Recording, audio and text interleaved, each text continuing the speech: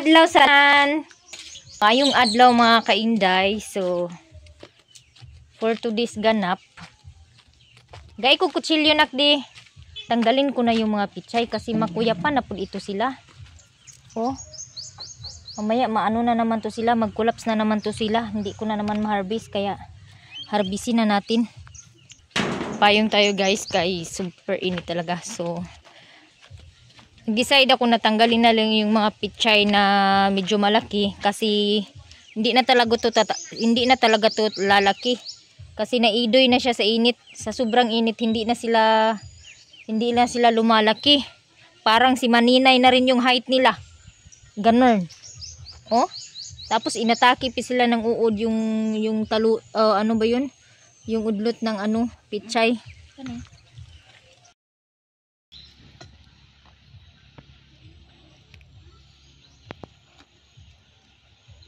Bago pa hindi sila mapakinabangan, so pakinabangan ko na lang harbisin ko na lang sila guys.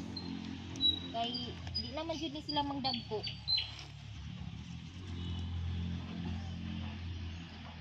Kaysa mamatay sila na hindi ko mapakinabangan.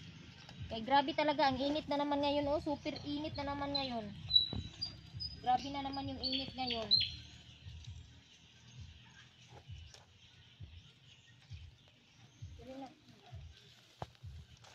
Dito. Ito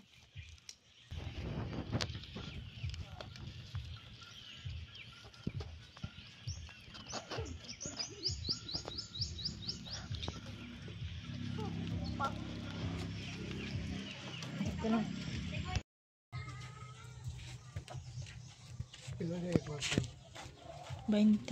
So here na guys. So nag-harvest na tayo. Hinarvest ko na lahat ng pichay. Hindi lahat, mayroon pang mga super liit doon. Hindi ko na tinanggal. So bago pa hindi mapakinabangan, kainin na natin. Ito na. A few moments later. Ito guys, yung tanghalian namin ay ulam namin pichay na ginisa pero walang sabaw. Si G-Lord po yung nagluto nito. So andyan pa rin yung bagoong Sa akong anak nag-slice og hinog nga saging kay ila daw kuno ning prituhon niya, wala huruta. Ni isudan mga maninay. Ayan. Kain tayo guys. Subahaw yung kanin kasi hindi na naman nila pinatong sa bagong saing na kanin.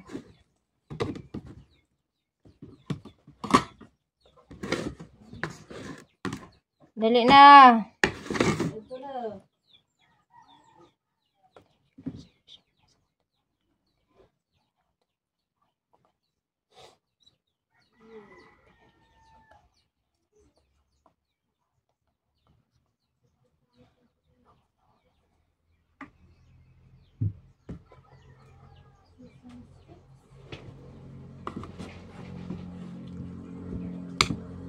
Ano kayang lasa nitong gulay ni G-Lord? Wala may sabaw. Stila ni.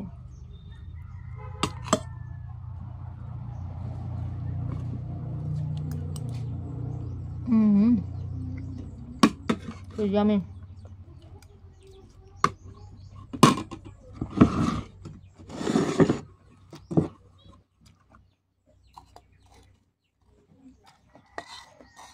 Grabe yung asin ng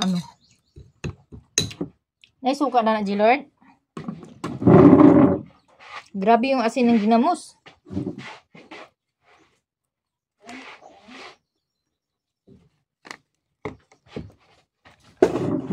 Si Papa nagkaon na? Si Papa ay laging nauuna na kumain.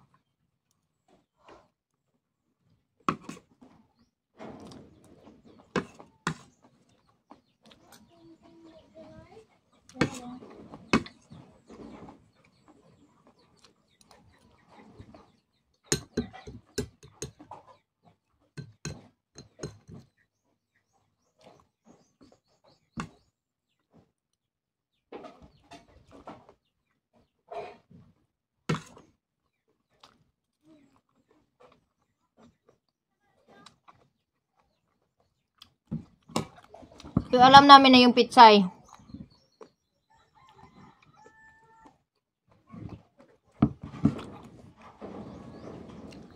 Hinarvest ko na yung pitsay namin.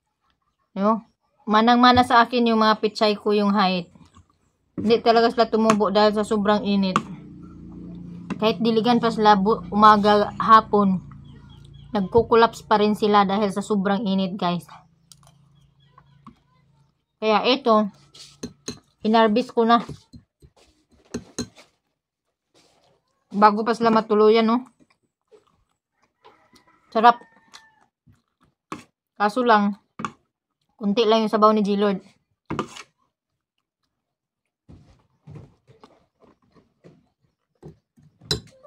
Tapos parisa lang bagoong. Ayan.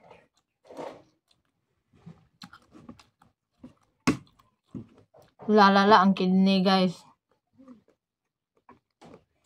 Timba ko.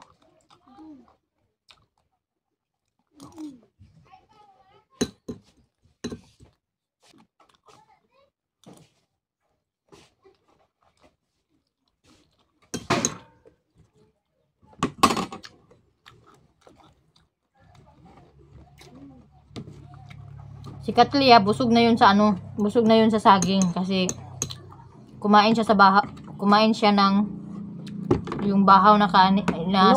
Hilaw pa man eh. Ano muna? Yung bahaw na saging, yung sinaing namin kahapon. May natira, kinain niya. Tapos nagprito. Tapos nagprito sila ng hinog. Ito yung tira, oh. Ito, oh. A few moments later. Hello mga kainday. So, ready na si Maninay para mag baligya o kasaba chips. Kasaba chips.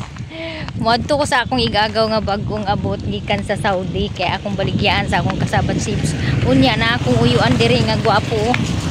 Nataas ko ilong manghud sa akong mama, guys. There, guys, oh.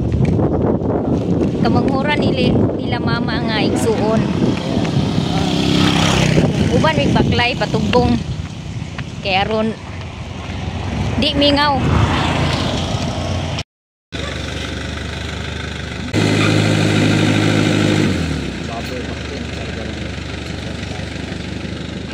Baboy gid siguro.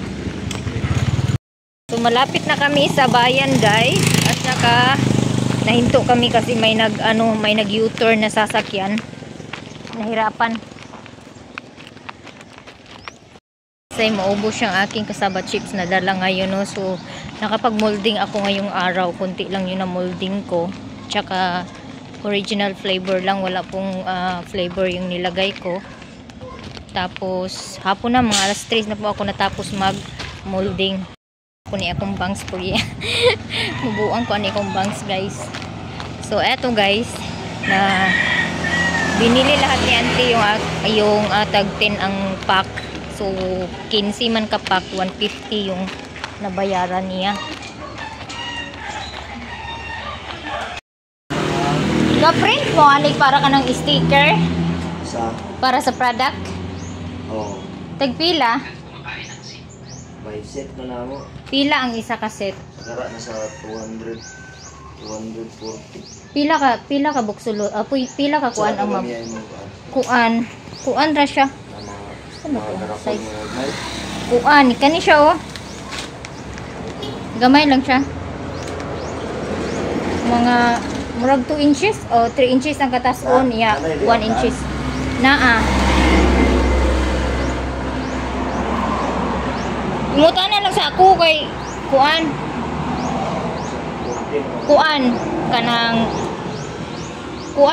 kanang sa isa kan bond paper kay ang gakahimo kay 40 ang sa kadakon sa akong kuan siya murag 8 siya sa takilid murag takilid man ni Voltaire og kuan god print.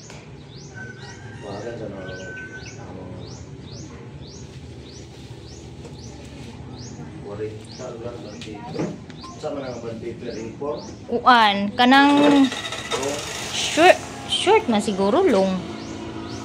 Mo ay long siya. Long.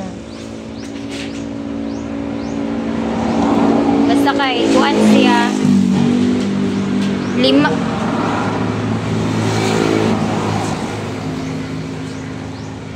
Lagi 40 kabog sa isa ka kuan sa gibabag niya og kuan. Na ako diri sa G&G guys, nangutana sa sticker para sa ako ang cassava chips product. Ben! Pila ganyan yung apat na sticker? Para itong sticker sa product to. Kuring-kuring kasi lang. Oh, white lang. 440. Isa isa ko na lang.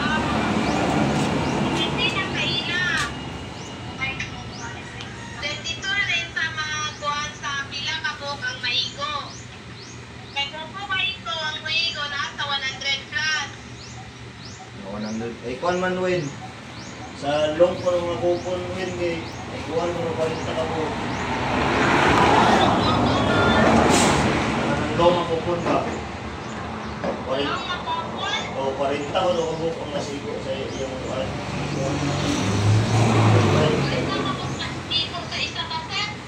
Sa isa ka long.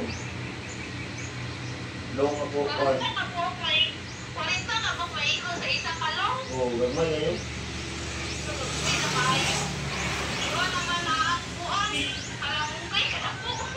Dili kuan siya. 1 by 1 ang kalap doon, then 3 ang kataas. 1 dawin, 1 inches, 1 by 3. Boss, madugay ba mo? Madugay pa mo magbayad doon ako para sa station ba? Pero unaon na ito na akong si Buwana kay basi masilatan ko. Pwede ulaton ko naman. Saan na station doon? Balimara? Balingwan. Ulatan na talaga. Ha? Maniraso? Kuhaan na yung sampol mo? Wala. Ayun guys, nagtanong ako. So, malaki po yung size ng sticker nila. So, babalik ako sa Monday. Dito na ako guys, sa balay sa akong igagaw. Agun sa mo, hala mukbang mo sa kuan, mangga. Ayun sa na, kapayas.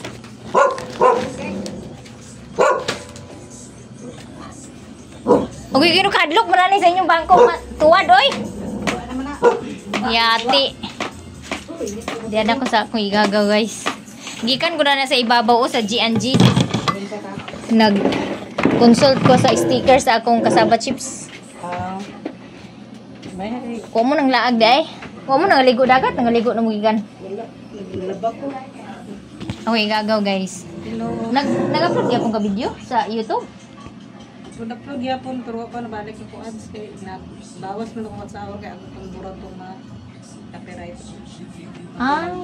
Balik sa nagamay ako sa Katong sa ay mo gyapon ni mo upload. Mga salida gyapon? Di na. Pero karon di na. Ang kung ganahan ka upload. Na-vlog dito ako ting katong primero na ako nga YouTube. 800 na ba itong ako subscribers ato. Ang akong YouTube guys, ikaduha na nina ako nga YouTube channel. Ang primero gid akong YouTube channel is gi-vlog gid sa YouTube kay ngano naka-copyright gid ang akong kuan sa sige nga kaning ang among upload adto is salida ba kanang mga abot kamay i-edit nya kanang di matarong og edit maka-copyright gid lagi hantud sa gi-block. Bago na po niya ako kuan nagsildo na po buya ko sa akong YouTube. Nya nagsaka na po ng viewers karon tag 1k na 2k. Akong views ka datong pista sa Mapua. Kuan ni siya guys, ang iyang kuan dani is kuan OFW Mix Vlog da. Kuan ang ginaisan sa buhay OFW TV. Buhay OFW TV. Oh, muna na iyang kuan guys, iyang ka-account na pamonetize ko na ako. Kuan dating. mo 1,000 followers na ang subscribers. ang watch hour na lang kuang. Live ka permi. Ba na inigbalik na ako. Kaya nga ako magigibanatan karon kay Facebook. Ako Facebook kay gibalikan ako akong Facebook. Agoy dito sa akong isa ka Facebook, itong isa ka Mariana ko nga, Maria Abar nako. Di ba na naman kay ads? Nawala. Kay delete ba gan ako katong akong Facebook. Nawala ang ads sa akong Facebook guys kay gi-delete na ako man gisige man ako delete na ako account. Monetize ka na dili na to siya mawala imong monetize. Oh, dili na, pero ang ads giwala. Dili mabalik na siya. Mabalik ra lagi na kay sige naman ko upload pud balik. ako ma-upload sa video sa Diba, YouTube. Sa kuha, katuloy pa ako account Oh. na, di ba na, to na strike to, 3 months, saya pa nabalik ang ads. Di ba, ang ibuhat na to, delete. Pang-delete Balik ang na mao. I-delete na ko ako account, i-retrieve na po na ako. Sabi na kung dili na siya mabalik ang monetize, pag nag-expire na to ang strike, Balik na siya. ibalik man ang ads dahil. Kani ako karon, kuha na siya, kani isa. Kuha na siya kanang murag murag monetize na gyapon siya ba? Kay kuha naman siya pila tong subscribers na ko sa isang buwan. Open naman ang star. Unya ang nakapan kay restricted. Ang star dili maka-earn og kuan kay tungod sa nay murag content nga na-share nako ba nga kuan restricted. I-delete ra nimo to. Na di naman ako kukuan gikukuha naman nila gidelete naman nila. Automatic man nila gikuan. Dapat to sa imo record dito kasi kuan activity lang. Sa kuan kanang activity log. Activity lang diya ka magkuan, mag-delete sa mga kuan diya. Dili dito sa katong kuan super inbox delete. sa mga restricted Dito ra nimo makita sa kuan. activity log. Activity lang di ba na ay comments na ay ay ba kung dito ka ni-strike sa comments or post nimo sa lain nga grupo, nag-share ka dito sa grupo. Pwede to nimo i-delete dito ka sa post group. Naman makita nimo dito comment dito sa history nimo makita nimo Di dito. ang akong gibuhat karon ang gi-open na pud to na akong monetize na. Kato na pud akong kuanon kay at least kato wa man to violation. Na monetize naman to maski to imo turn off ang professional mode pag kunin mo ra to mabalik ra gyapon to siya Mo. ang ad stream ato dili na to siya mubaba. Basta na monetize ka Pero na. kay nawala lagi naigibutang dito nga kanang kuan wala na lagi ko na ad stream kay kuan kuno kanang unsa to Pero wala man nagpula ang akong wa man nagkuan akong katong mga star wala man nagpula. Green man gyapon. Namo nang kuan na ako karon nang upload na ako sa video sa YouTube mo pay akong kanang upload dito sa akong kuan. Eto guys, gitimplahan ko sa akong pag-umangkon og gatas nga naay kape. Nya. Biskuit unlimited and biskuit to hurot gini na ko ron. Hurot gini na ko ron kay opo koy paniyad to. Thank you kaayo sa nagtimpla sa kape. A few moments later. Ito guys, manghapunan na kami. Andyan yung si Kulot. Nag-aabot kami ni Kulot dito. Yan yung inaanak ko. Ayaw mag-bless. Ulam namin ay gulay at saka guso. Andun si mama. Naglaag kay snack dala pa ni hapon. Uy gasto. Himuan na yun ako si manululoy anhin sa account para lang na ipang views. Ay, dagan lagi ito. Kain tayo guys. Mayo ni nga agkuan pa kanang panagkuan kay panagbo snack dala pa ni hapon na. Suma naman din mano nito sa Trisila. Uyan at ibing oy. Eto guys, umuwi na kami. Bumili ako ng kalahating kilo ng pirit na isda. Tapos andito kami, nag-antay kami dito sa merkado kasi naiwan ni Kulot yung dala niya kanina. Nandoon sa bahay ng kapatid niya, hindi nadala. Yun, binalikan ng asawa niya. Nakarating na po ako sa bahay. So dahil nakapagbinta tayo ng kasaba chips, bumili ako ng kalahating kilo ng isda. So pinaluto ko ni G-Lord. Si G-Lord yung pinaluto ko. Ayan, tingnan natin si G-Lord kasi siya yung pinaluto ko. Asa si Bliss di ay? Si J-Lord nagre-ready na po siya para magluto ng isda. So eto po yung isda na nabili ko guys. So kalahating kilo 10 piraso. So yung kalahati ipreto, kalahati ay paksiw. So eto naman, ito yung nagawa kong keeping na molding ko kanina. Eto. Hilaw, basa pa siya, hindi pa siya tuyo, tapos meron pa siyang dahon, no. So style ko ngayon ay hindi tinatanggal yung dahon hangga't hindi natutuyo. Kasi ganun din yung mangyayari, ganito din, may naiiwan din na dahon, kaya pinapatuyo ko na siya saka tinatanggalan ng dahon. Ayan, So ganun kahirap ang magawa ng keeping. So ang nangyari ay hindi bumili yung pinsan ko ng kasaba chips kasi sa June 1 daw siya mag-order ng kasaba chips para dalhin niya doon pabalik sa Saudi. So yun ang napag-usapan namin kanina. No, sana ay ituloy niya, no. Tapos pinuntahan ko nga pala yung nag-iwan ako ng kasaba chips nung nakaraan, yung 7 piraso. So tinanong ko kung meron pa siyang kasaba chips. Wala na daw siya yung kasaba chips. So bukas maghatid ako sa kanya bukas ng 10 piraso para makuha ko yung bayad na 140 doon sa una nga gibilin ako sa iyaha. Hanggang dito na lang ako guys. Maraming salamat. God bless us all and more blessings to us.